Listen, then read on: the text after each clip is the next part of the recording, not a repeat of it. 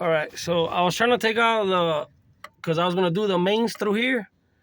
But I noticed that you have a bolt that holds on right there and another bolt that holds on over here to the main. I don't feel like taking out the transmission right now off.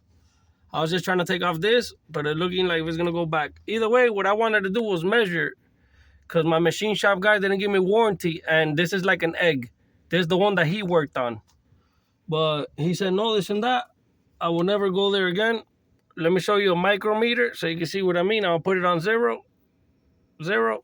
All right. Give me a second because it's pretty hard to do this with one hand. So, Uncle Tom was right with the Monzi. Look at that. This is where it's at right now. 51.2. As soon as you move it, nothing is like even. 51.1, 52. And it's like, I got to discover where.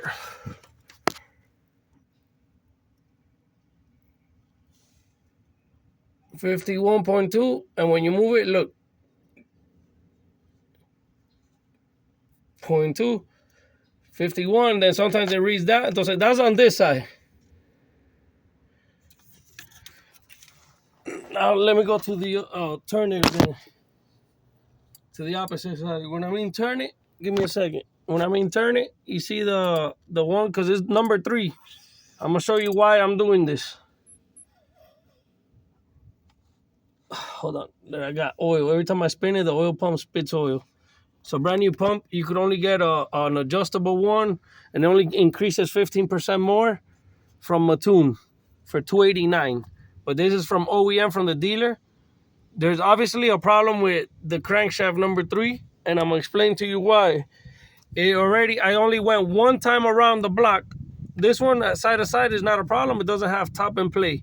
These are the 10, but it's looking to me like the crankshaft, they did a horrible job.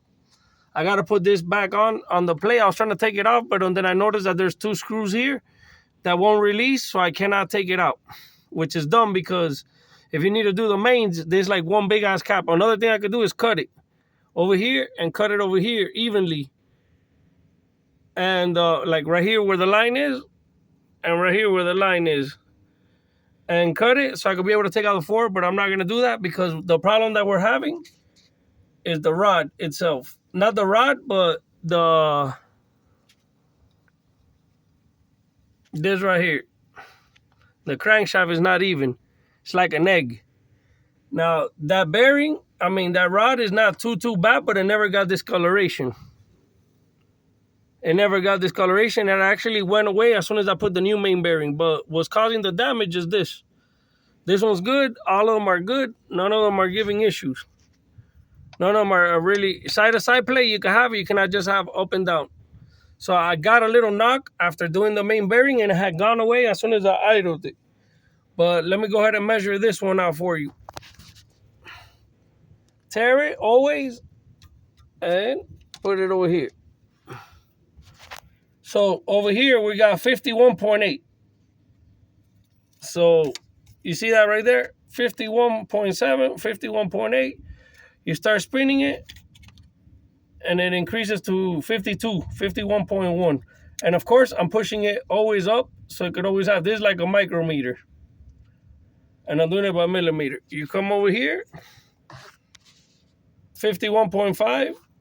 As soon as you start turning it, 51.7. So that's the part that I need to grind down over here a little bit. This is so I can resolve, because I'm trying to get rid of this piece of shit. Because look at this. Look at this stock turbo. Look at the puny size of this turbo. The wheel's about maybe a quarter. And it's already leaking oil. Brand new everything, bro, that I did. Look, I do got a defouler for the wideband or whatever. Look at that. A little puny turbo. And it's already hurt. I haven't even done anything major. Just, like I said, the big intercooler. And I put always Mobile One filter. I put some good oil. I even put the ZR1 oil, the 2050, 1/4 of that with the other one. with the 1040. It's not, it's just a car that has me already sick. See, I pushed the connecting rod up.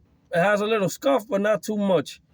What's really causing the issue, and he's trying to blame it on the connecting rod. He doesn't want to accept that the crankshaft job that he did of welding it, as how the Monzi even said it, is doing an egg shape on the main bearing. Inclusive, I'm going to show you the new main bearing that only went one time around the block. And look, stock turbo, the only thing is I have a straight pipe, Megan straight pipe intercooler. I did this little hole here so I could fill it up because I was getting a rattling noise from the brand new pressure plate. Because look at the other one over there that I did. This car has been an issue. An issue, I tell you. So anyhow, with the micrometer, look, because this one right here is actually new too. But it started giving a rattling noise. Now it's not new anymore. Look at the rust and everything. But don't get the looks. Now, I wanted to show you. Let me see if I put it inside the car. Because I put it in the box. Look at the new bearing. One spin only. Look, I already ate up the coating. That's crankshaft because it can be this. This cap is brand new. I got spares there, brand new. I even got connecting rods. And look at the new rod bearing. Look at that. Even the back got scratched. I mean, all of these are the rod bearings. I haven't even... This engine was done 3,000 miles ago. Look at that. And these are the ones where it doesn't weld because it even tore up the cleavage. So, look at the shit that's going on. Again, I have the oil like contaminated. And it's because the clearance. So I have to get either a belt grinder and try to resolve it little by little. And if I take it too much, and then I have to put like a mix and match, like a 0.20 with a 0.10 or something. But so it doesn't knock, so I can get rid of it. Because honestly, I'm done with Ford. The Ford, look, not for nothing, but Mitsubishi clips had problems with the head gasket. That's normal. You go into solid head with concrete. Nobody ever had a crankshaft counterweight. Inclusive the regular fusions and shit like that don't even have that shit. And when I went to the junkyard and I look at one of their mains, it's like new and they don't even have the lock on it. This one that has the lock and extra shit is giving problems. Even the shit so the oil doesn't splatter everywhere. I even put a filter in here, metal. That look at the copper in there. To pick up everything before it goes to the top because the one in the inside, the plastic, is a piece of garbage. Everything. I have to take it out to put the other one. To tell you the truth, I'm just not satisfied with this car. It's a car that gives a lot of issues. And I don't recommend anybody gets this car. If you're trying to put power, you can get 1,600 horsepower at 11,500 RPM with a K24. This is at 7,200, maybe pushing 350. The most, maybe 400 at 29 pounds of boost. And honestly, I have it in less than 25. And it's just not a grateful car. The more you do to it, the more it wants to take your money. It's a car that is not grateful at all. Do not get a Ford Focus ST or RS because they want too much for the engine, for the output that it gives of horsepower. They tell you 1,000 horsepower. No, I could put whatever car and whatever semi-truck and whatever truck at whatever horsepower. Now, it's whether the parts can handle it. Obviously, this car cannot handle it. You have to change up the whole crankshaft, the whole Piper cams, and then if you go to a 300, it's not for idling because what's the problem is, I'm going to explain to you. The oil pressure on this, if you realize it, you're at 15, 12 once it warms up. When I do startup, it goes to 60, close to 70, 65, 70. The problem with this garbage is that when you're on idle and it's already warmed up, it drops so much that the main bearings don't get enough pressure to where it has to go all the way from 1 to 4 through the system that how they designed it. Now, this car right here on idle and once warmed up, it grabs 40 PSIs. It's a big difference. So on idle, this one maintains 40 psi. This is an inline 6 4.2 vortex. Close to close to 300,000 miles, like I would say like 270 something, 280. Good ass car.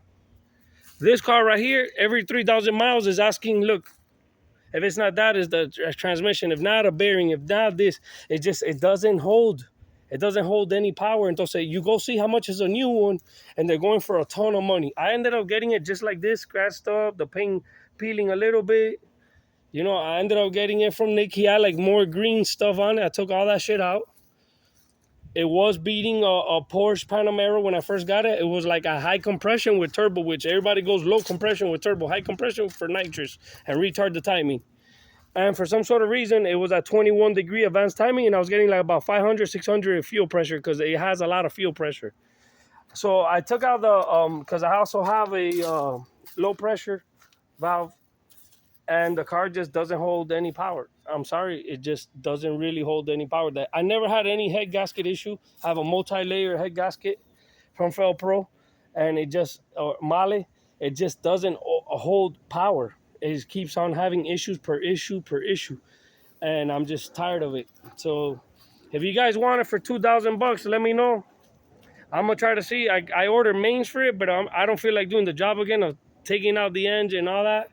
I'm not gonna do all that because one, my conditions ain't too good out here, and three, that I'm already tired and I have a bad elbow that I might even need surgery on a tendon from doing all this and the semi truck and a bunch of shit of being overworked. So this car right here, it even came with like a curse. Look at the rims, Roddy Form.